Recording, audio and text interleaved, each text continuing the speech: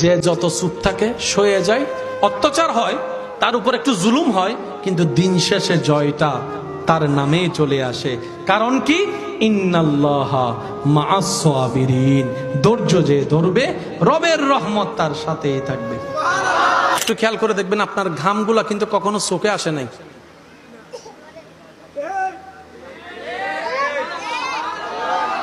এবার আপনার ব্রুটা দেখেন, সোজা নয়, এই এরকম নাসির মতো। ব্রোটা কখনো সোজা হয় না, এরকম।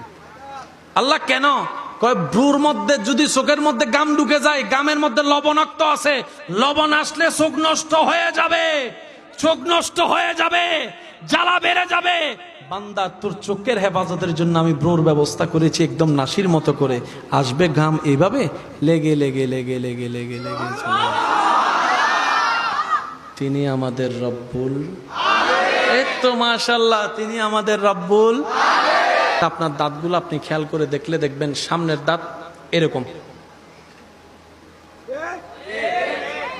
একটু ডাইনে যান, একটা মঞ্চে দাঁত পাবেন। জিব্বা লাগান,